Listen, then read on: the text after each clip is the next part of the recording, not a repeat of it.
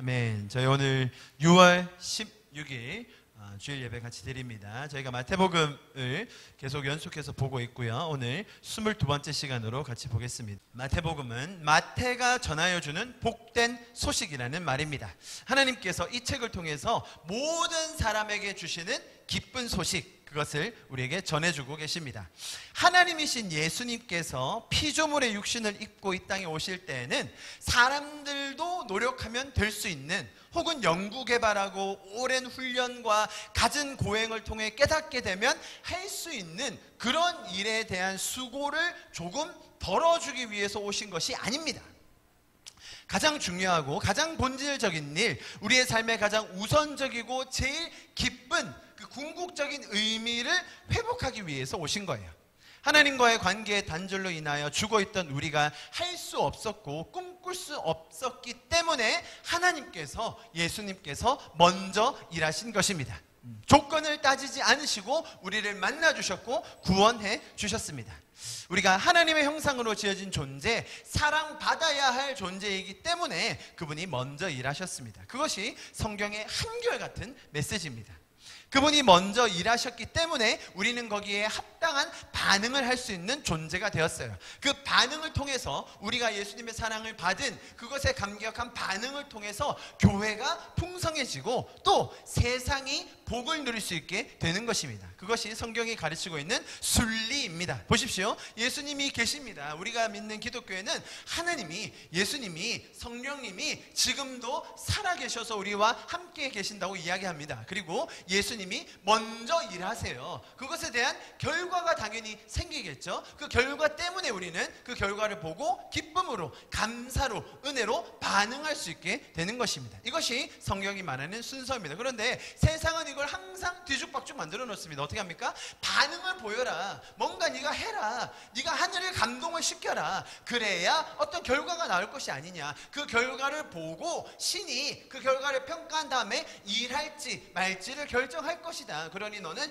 열심히 해라. 죽도록 해라. 더 해라. 그러면 하늘이 감동할지도 몰라. 라는 가르침을 준다는 것이죠. 여러분, 성경의 가르침은 전혀 그런 순서가 아닙니다. 하나님께서, 예수님께서 먼저 약속하시고 일하시고 우리를 구원하셨기 때문에 그것에 대한 결과로 지금 우리는 교회로 모여 있으며, 그러므로 우리가 그에 합당한 반응을 보일 수 있게 된 것입니다.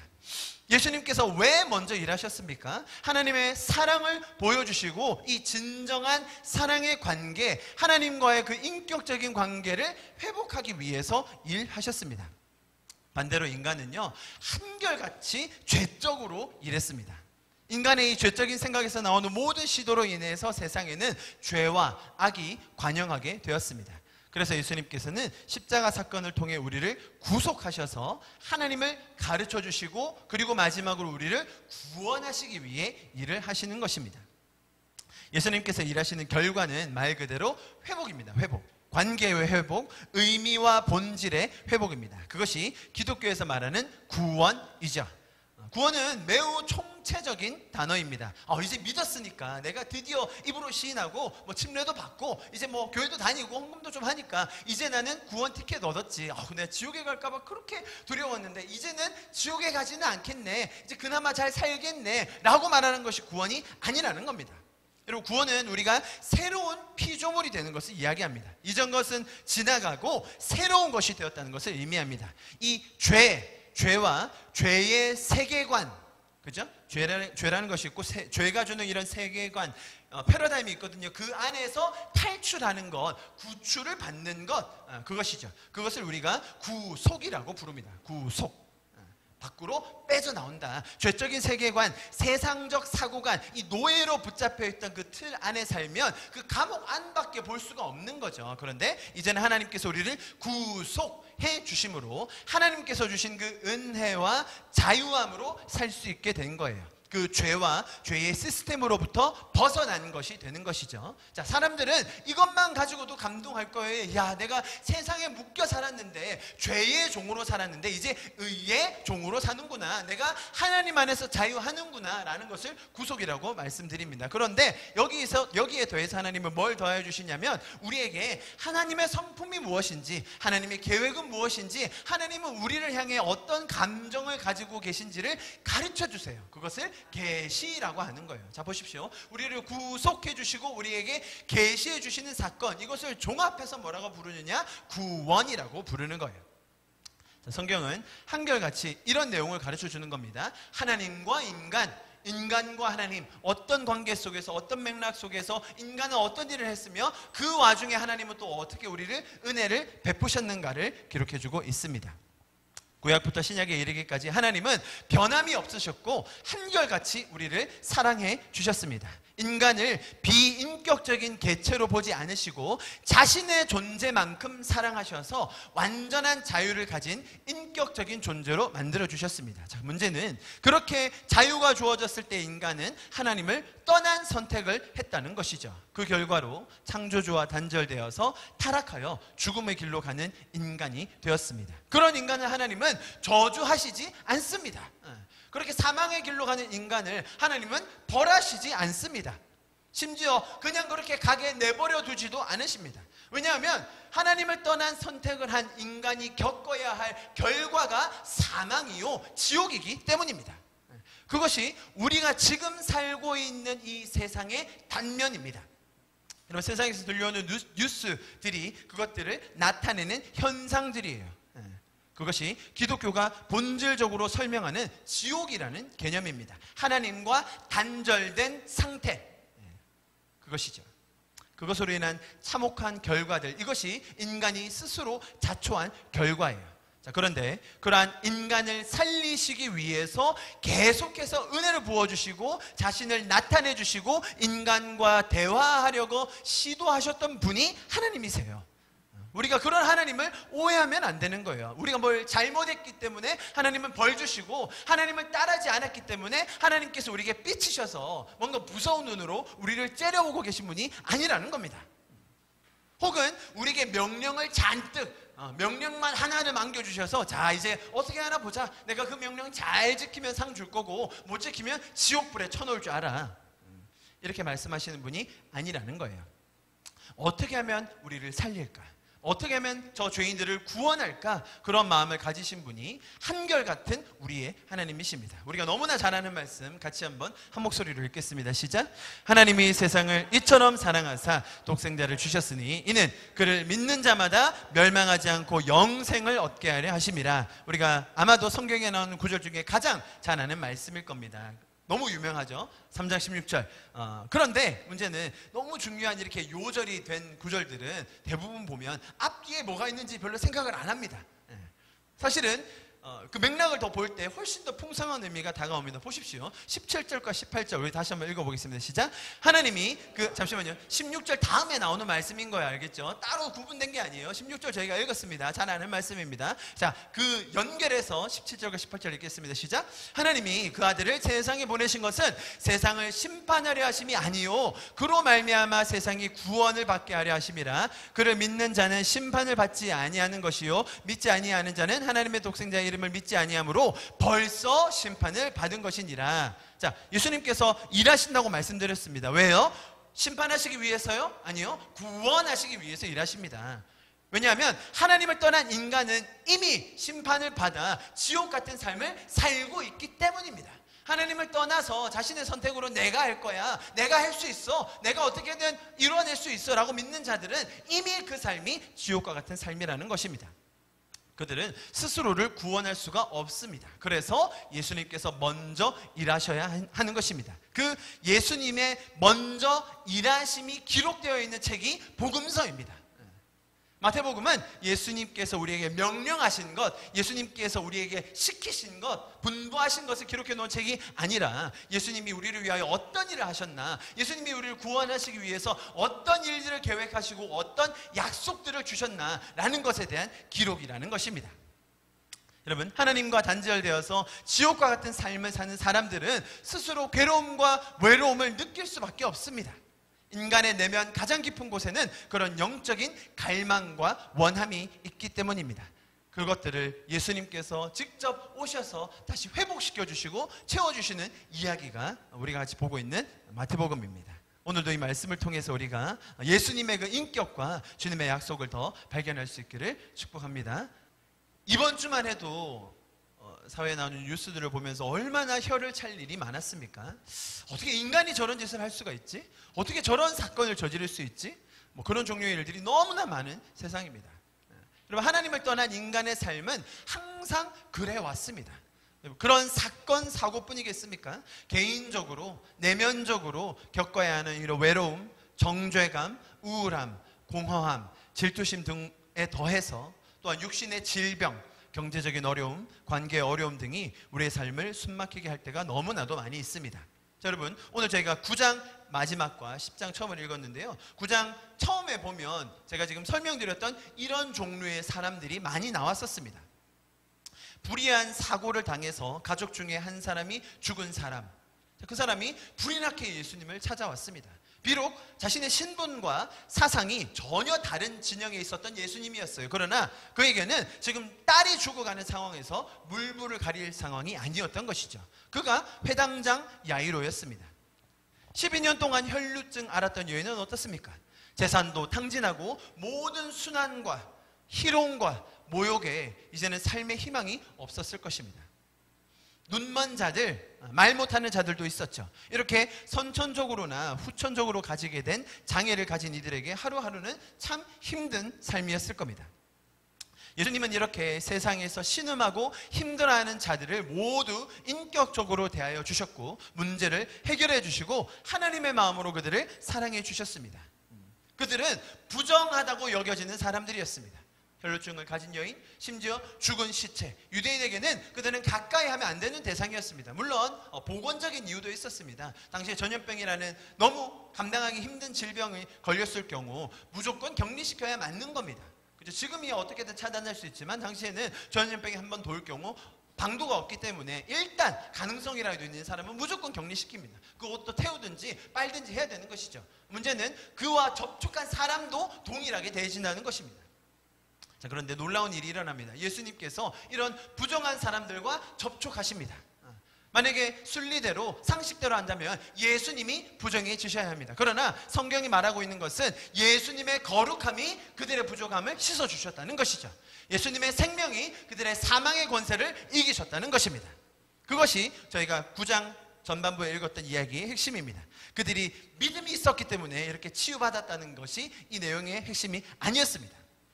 또한 우리가 조심해야 될 것이 한 가지 있다고 제가 지난주에 설명드렸습니다. 이렇게 나타나 보이는 현상들, 상태들, 증상들 이런 하나하나만 해결이 되면 그 이후에는 모든 것이 우리의 삶이 다 괜찮아진다라는 것이 아니라고 말씀드렸죠. 그것이 성경의 메시지가 아니에요. 그러나 사람들은 항상 그렇게 생각하기 마련이에요. 내가 이 문제만 해결되면, 이 상황만 좀 풀리면, 이것만 딱 해결이 되면 그러면 내 인생이 참 행복할 것 같아. 그러면 내 인생이 윤택할 것 같아. 잘 나갈 것 같아. 그런 생각이 항상 우리의 발목을 잡는다는 것입니다. 자, 그러니 그것을 이루기 위해, 해결하기 위해 부단히 애를 쓰죠. 그러다 보면 하나님의 방법이 아닌 것들이 작용하기도 하고 죄의 마음으로 평안을 잃기도 합니다. 그러나 예수님께서 내리신 세상을 향한 진단은 전혀 달랐습니다. 보십시오. 나타나는 현상 하나하나보다 더 깊은 문제의 근원을 우리에게 알려주셨어요. 여러분, 이런 문제에 대한 진단을 어떻게 내리느냐에 따라 그에 대한 치료와 해결 방식이 완전히 달라지는 거예요. 우리가 그것을 기억하고 잘 숙지해야 합니다. 그것에 대한 한 예를 제가 재미있는 동영상으로. 다음 소식입니다. 3살 때 뇌성마비 판정을 받고 13년을 누워 지내야 했던 환자가 어느 날 치료약을 바꾼 후 이틀 만에 일어나 걸었습니다. 뇌성마비가 아니었던 겁니다. 병원의 오진 때문에 10년 넘게 고통받은 환자와 가족들은 눈물을 흘렸습니다. TBC 박영훈 기자입니다. 20살 지수 씨에게 두 발로 걷는다는 건 아직도 큰 기쁨이자 가슴 벅찬 행복입니다.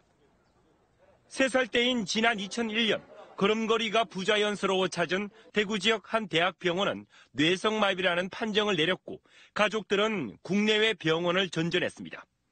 목조차 가눌 수 없는 지경이 된 지난 2012년 지수 양 가족은 뇌성마비가 아닐 것이라는 뜻밖의 얘기를 듣게 됩니다. 치료실을 찾아왔는데 치료실에 물리치료사가 저보고 얘는 이거 뇌성마비는 아닌 것 같다고. 가족들이 새로 찾아간 대학병원에서는 지수 양이 도파 반응성 근육 긴장, 흔히 세가와병으로 불리는 질환이라고 판정했습니다. 지수 양은 치료제를 복용한 지 이틀 만에 기적같이 일어나 걸었지만 부모들은 기쁨과 13년간 고통받은 회한 섞인 눈물을 흘렸습니다. 약을 한 이틀 먹었어. 이틀 먹더니 야가 걷지도 못한다가 방에서 탁 걸어가 나오는 거야. 아빠 나 걷는다 하면서. 고통과 아픔에 13년을 겪은 지금 지수 씨의 꿈은 사회복지사입니다. 그 고생을 안 했으면 지금 삶에 감사함을 못 느꼈다고 생각하거든요. 그런 힘든 게 있으니까 지금 감사하고 사는 거고. 지수 씨 가족은 뇌성마비 진단을 내린 대학병원을 상대로 소송을 제기했고 법원은 병원 측의 과실이 인정된다며 1억 원을 배상하라는 조정 결정을 내렸습니다. TBC 박용리입니다. 젊은 여자 대학생이 뇌성마비가 아니었는데 뇌성마비 판정을 받았고 13년을 뇌성마비로 산 거죠. 근데 알고 보니 세가와병이라는 병이었고 물리치료사가 그걸 발견해가지고 그 약만 먹으면 바로 또 정상으로 살 수 있는 병이었던 거예요. 이틀 만에 걸었다고 합니다. 이렇게 잘못 내려진 진단으로 인해서 이 학생이 받은 고통은 이루 말로 못하겠죠. 몸을 움직일 수가 없었습니다. 그뿐이겠습니까? 그로 인하여 그 세월 동안 누리지 못했던 것, 하지 못했던 일들, 이 심적인 갈등과 괴로움을 누가 감히 헤아릴 수 있겠습니까? 병원에서 1억 원 준다면 해결되겠습니까? 분명히 이 아이가 뇌성마비로 진단받은 것 때문에 많은 치료를 받았을 겁니다. 그죠? 뇌성마비에 맞는 약과 물리치료 많은 것들을 했을 거예요. 어쨌든 상황을 호전시키기 위해서 부모님들은 어디든 찾아다니려고 했을 겁니다. 그런데 핵심은 잘못된 진단이 이토록 문제였고 그 진단을 수정하고 나서 다른 방법을 적용하는 순간 모든 게 바뀌었다는 것입니다. 여러분 보십시오. 세상에 말씀드렸듯이 너무나 많은 문제들이 있습니다. 제가 세상에서 나타나는 문제와 또 오늘 성경에서 나온 이런 문제들을 제가 말씀을 드렸습니다. 사람들은 그 현상들 하나하나를 보며 각자의 진단과 그에 따른 해결책, 개선 방안을 제시를 합니다. 정치 제도가 바뀌어야 합니다. 경제 정책이 바뀌어야 합니다. 사람을 바꿔야 합니다. 아니면 새로운 위원회를 만들어야 합니다. 지도자를 바꿔야 됩니다. 저 사람이 문제입니다. 저 선생들이 문제입니다. 라고 각자의 주장을 합니다. 각자 자기들만의 진단이 있기 때문이겠죠. 분명히 이러한 사회적인 논의는 있어야 합니다. 사회의 제도가 너무 중요하고요. 사람이 중요한 것 맞습니다. 제가 그런 것들을 폄하할 의도는 전혀 없습니다. 그러나 우리는 오늘 또 말씀을 통해서 하나님께서 우리 지금 세상을 어떻게 진단하시는지를 정확하게 기억해야 합니다. 성경의 말씀은 해 아래 새 것이 없다는 거예요. 우리가 지금 하고 있는 이 A를 B로만 바꾸면 우리가 C로만 대입을 하면 그러면 세상이 아름다워질 거야 라고 생각들을 많이 합니다. 만약에 그랬다면 세상이 왜 지금 이런 모양이겠습니까? 예수님께서 이러한 세상에 대해서 어떻게 진단하시는지를 우리가 정확하게 보아야 합니다. 그것이 오늘 본문 저희가 같이 읽었던 35절과 36절 말씀입니다. 예수께서 모든 도시와 마을에 두루다니사 그들의 회당에서 가르치시며 천국 복음을 전파하시며 모든 병과 모든 약한 것을 고치시니라. 36절요. 무리를 보시고 불쌍히 여기시니 이는 그들이 목자 없는 양과 같이 고생하며 기진함이라. 자, 여러분 두 가지를 기억해야 됩니다. 예수님께서 누구를 불쌍히 여기셨다고요? 눈먼 사람입니까? 가족 중에 불행한 일을 당한 사람입니까? 장애를 가진 사람인가요? 능력이 없는 사람인가요? 예수님은 무리를 불쌍히 여기셨어요. 무슨 말이냐면 모든 사람을 불쌍히 여기신다는 겁니다. 그죠? 특정한 문제가 있기 때문에 그들을 불쌍히 여기시는 것이 아니라 그들 모두를 불쌍히 여기시는데 그 이유가 정확하게 나와 있죠. 왜입니까? 정치 제도를 도입 못해서? 경제 정책이 바뀌지 않아서? 더 능력 있는 지도자의 부재 때문에 불쌍히 여기셨습니까? 그것만 바뀌면, 그것만 해결이 되면 인생의 문제가 싹 없어지는 것입니까? 아니라는 것이죠. 목자가 없는 자들이 이토록 고생하며 기진하고 방황하고 있다고 예수님께서는 우리에게 진단을 내려주고 계신 것입니다. 여러분, 우리는 참된 목자를 만나야 합니다. 생명의 문이 되어주시고 우리를 가장 인격적으로 대해주셔서 진정한 사랑이 무엇인지, 은혜가 어떤 것인지를 가르쳐 주시는 그 예수님께서 주시는 구속과 계시, 그리고 그것으로 인한 구원을 우리가 입어야 하는 것입니다. 그것이 가장 중요하며 가장 먼저 돼야 하는 것이죠. 세상에도 목자가 필요합니다. 그것이 예수님의 진단입니다. 우리의 목자는 가장 인격적이시고 사랑의 근본이신 하나님만 가능하신 것입니다. 제가 여러 번 묻습니다. 이런 인격적인 신, 사랑하시는 신, 우리에게 아무런 조건 없이 은혜를 주시는 신, 이 세상에 있냐고 말이죠. 성경은 그런 하나님을 저희에게 너무나 잘 가르쳐주고 있습니다. 세상의 원리는 항상 give and take입니다. 나를 이용하고 써먹기 위해서 잘해줍니다. 나를 통해 뭔가 대단한 것을 이루기 위해 나와 같이 일하고 싶어 합니다. 결국 나의 효용성이 떨어지면 헌신짝처럼 버릴 것입니다. 우리를 만드신 하나님은 전혀 그러신 분이 아니십니다.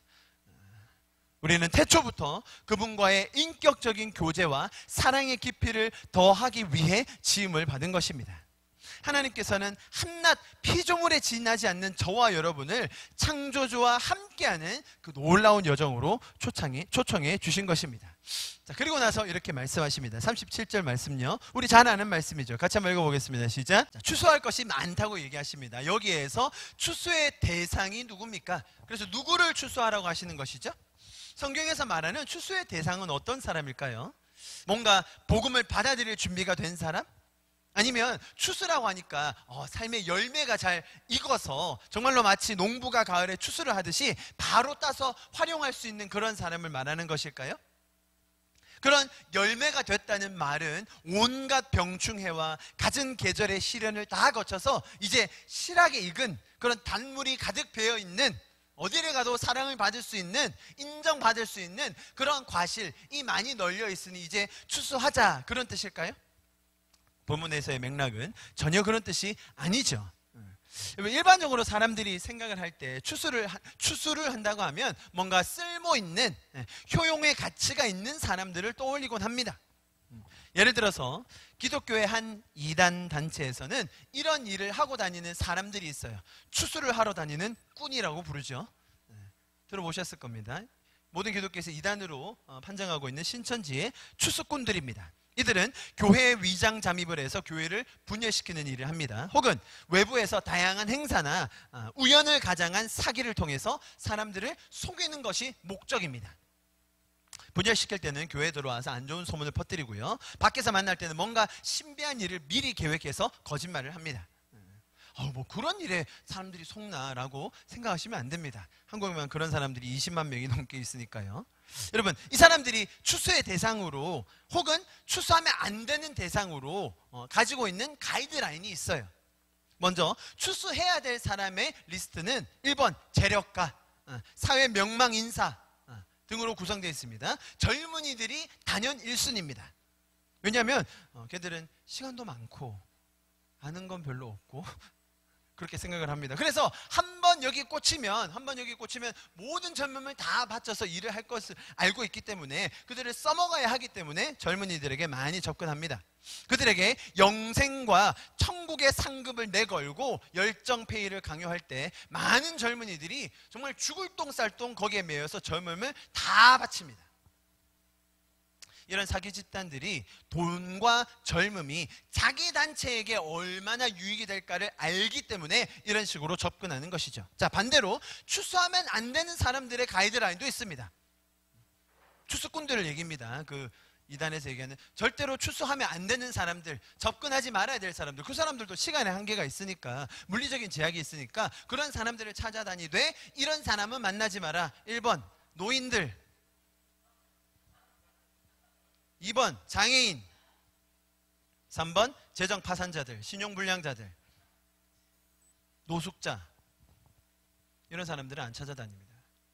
여러분, 제가 비록 극단적인 이단 단체의 예를 들었지만 사람들이 대부분 이렇게 생각합니다.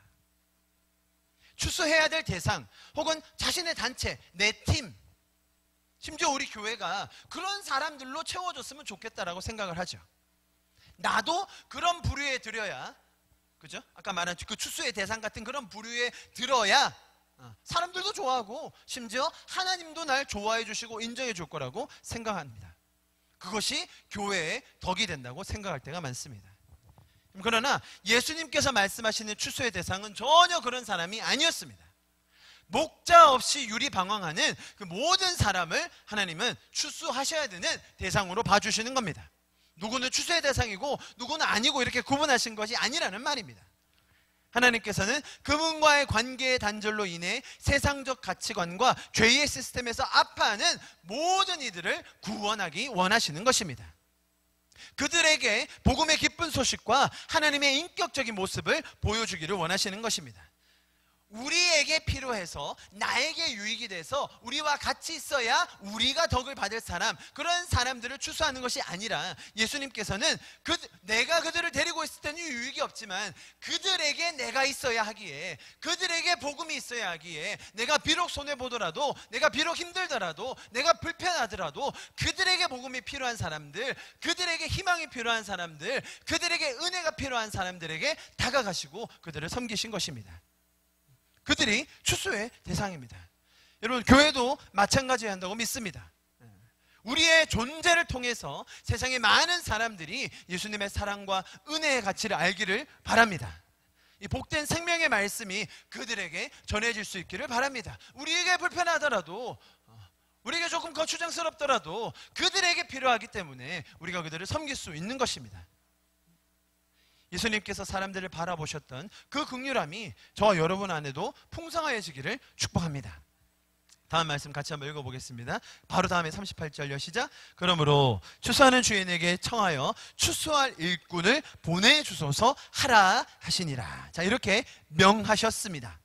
많은 사람들이 이 구절을 볼 때 이것이 기도에 대한 촉구 혹은 우리에게 주시는 간접적인 명령이라고 생각을 합니다. 당장 급하고 할 일은 많은데 일꾼이 없다. 그러니 기도해서 일꾼을 보내달라고 해라. 그런 이야기 많이 들어보셨죠? 어떤 사역자분들 혹은 선교사님들이 이 사역이 너무 중요한데, 지금 여기 너무 사람이 필요한데, 그 지역에 진짜 지금 막 추수할 사람들이 많은데 없으니까 빨리 기도해서 보내달라고 하라고, 그렇게 해석을 많이 하시죠. 꼭 그렇게 기도하는 사람들에게 하나님이 부담을 주시고 사명을 주시고 결국 그 사람이 또 헌신하게 될 수도 있다는 이론도 많이 제시합니다. 또 한 단계 더 나아가면 이렇게 기도를 하지 않으면 결국 이런 일꾼들을 보내주시지 않는다고까지 해석을 해요. 그렇죠? 일꾼을 받기 위해서, 일꾼을 더 만들기 위해서는 우리가 이렇게 기도해야만 한다. 왜? 하나님이 이렇게 예수님이 기도하라고 하셨으니까, 명령문으로 말씀하셨으니까 우리가 이것을 지켜내야만 결국 일꾼들이 많아지고 그래야 하나님 나라의 추수가 더 많이 일어난다. 이제 이런 논리로 생각을 하죠. 자, 여러분, 제가 오늘 설교 서두에 말씀드렸던 것이 있습니다. 하나님께서는 우리에게 지켜야 할 명령을 잔뜩 주셔서 이제 어떻게 하나 보자. 명령 지키는 놈한테는 상 줄 거고 안 지키는 사람은 국물도 없어. 이렇게 말씀하시는 분이 아니라고 말씀드렸습니다. 복음서의 내용, 마태복음의 내용이 그런 내용이 아니라고 말씀드렸습니다.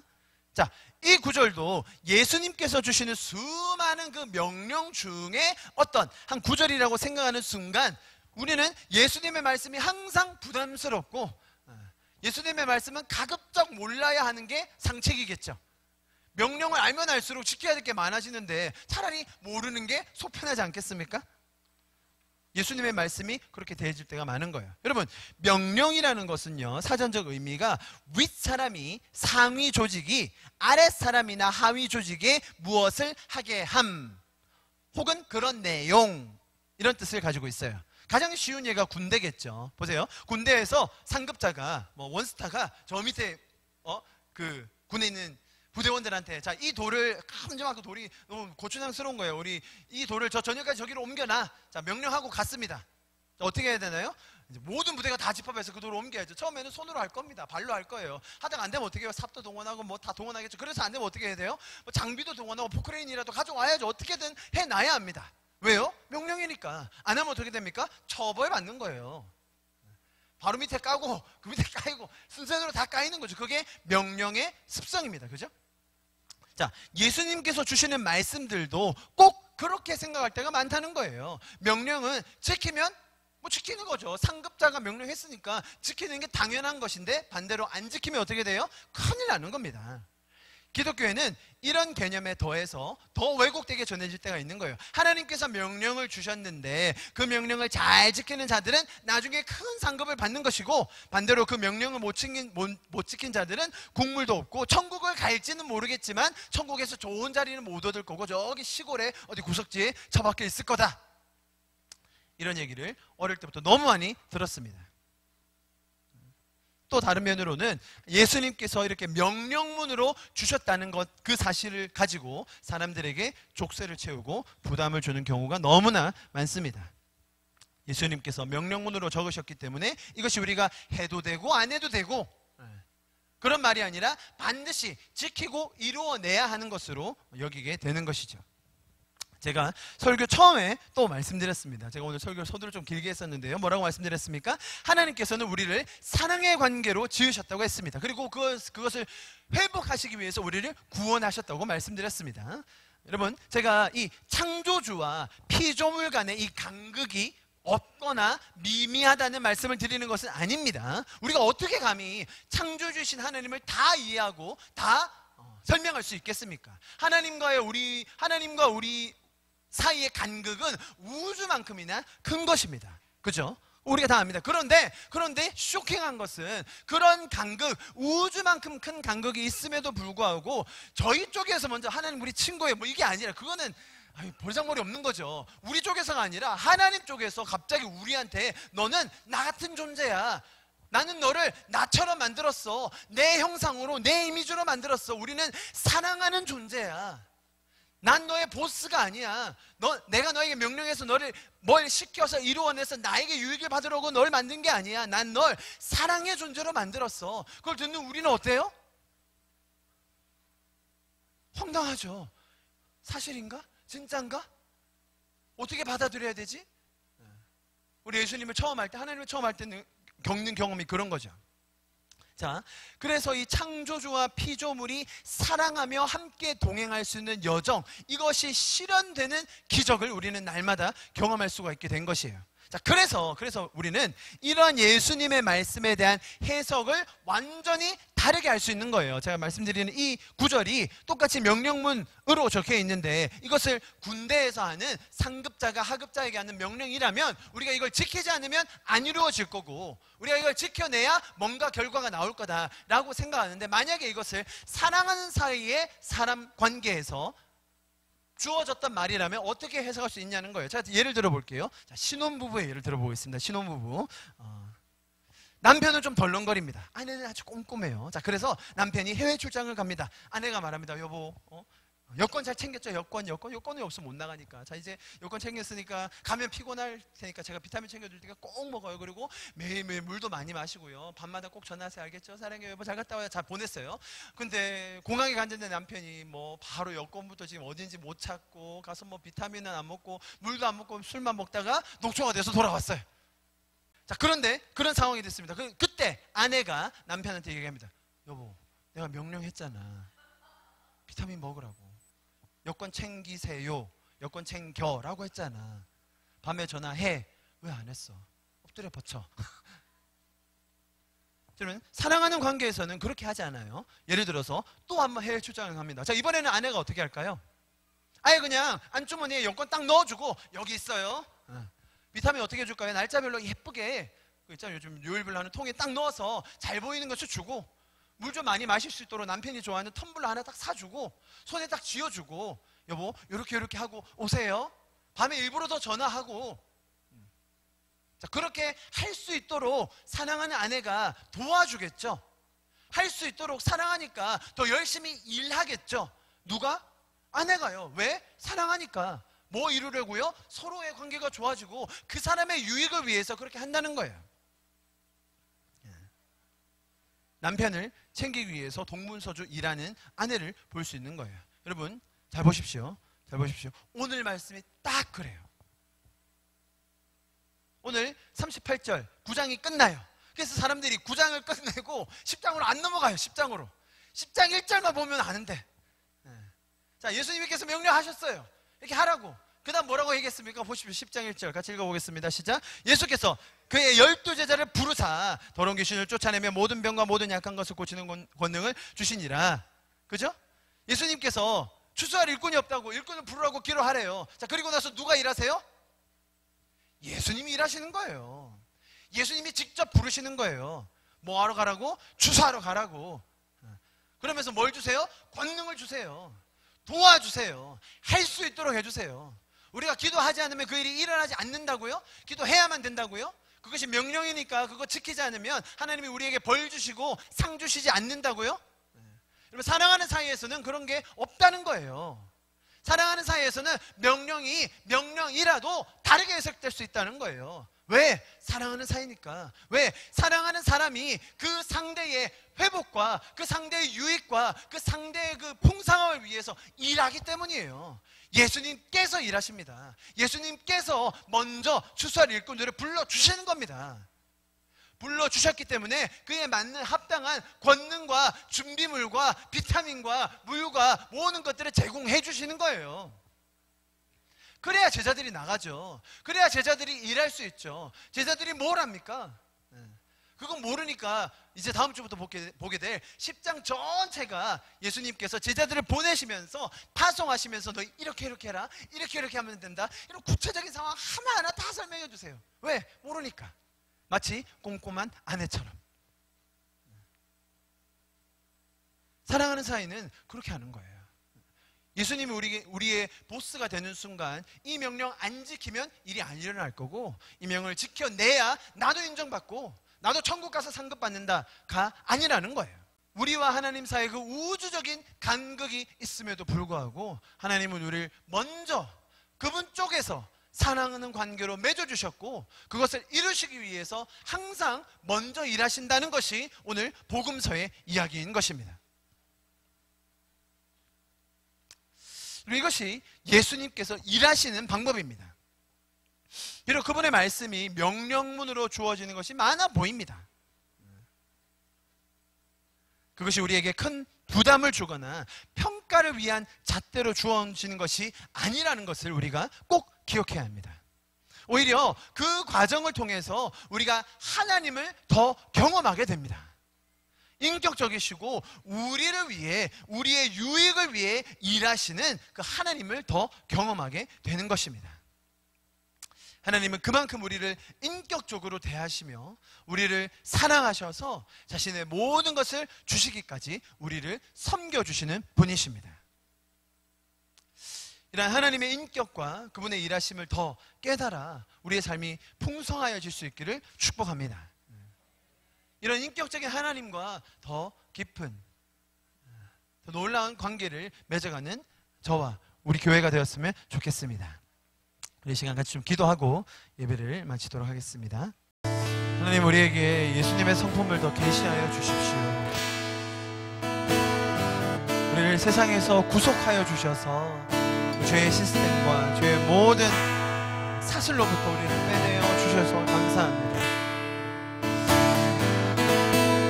거기에 더하여 하나님의 성품과 하나님의 인격과 주님의 감정을 우리 가운데 더 가르쳐 주십시오. 그래서 우리 가운데 예수 그리스도의 충만한 구원의 역사가 우리의 삶 가운데도 풍성하게 일어나게 하여 주시옵소서.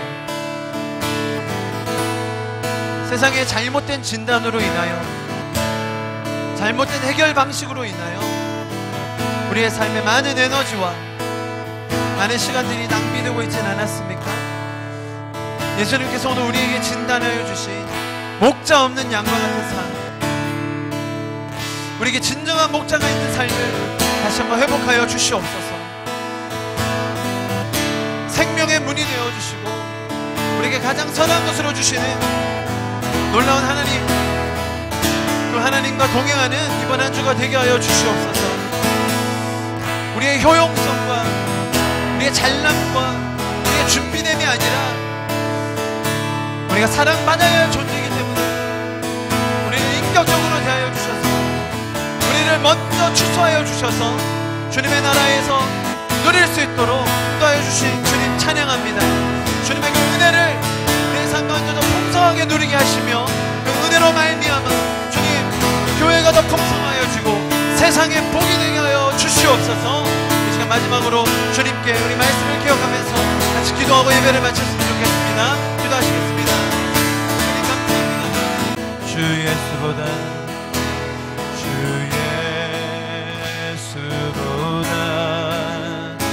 귀한 것은 없네. 주 예수보다 더 값진 것은 없네.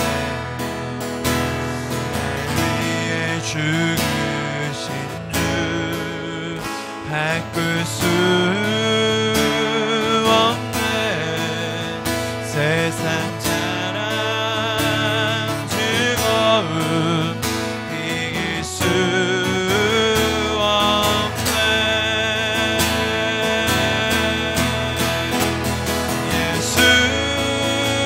예수보다 더 귀한 것은 없네.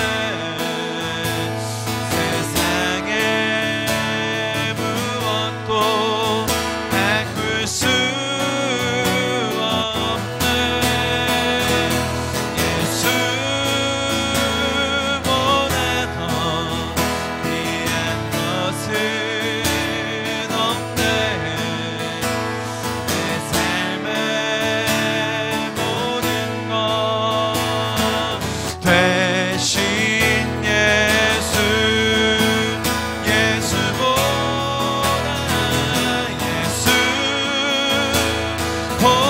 더 귀한 것은 없네.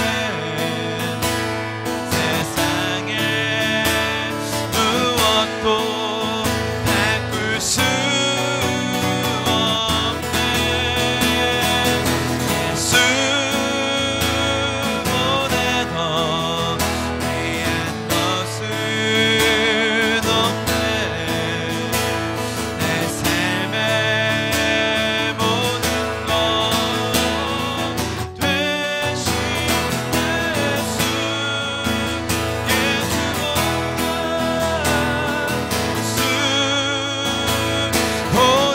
더 귀한 것은 없네. 세상에 무엇도 바꿀 수 없네.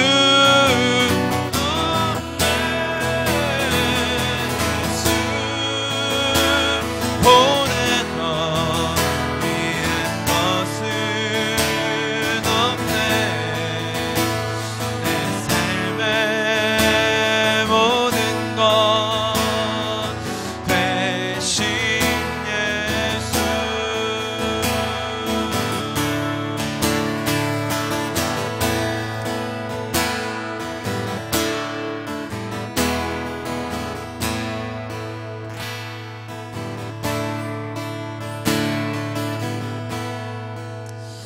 좋습니다. 주님, 우리의 삶에 예수님을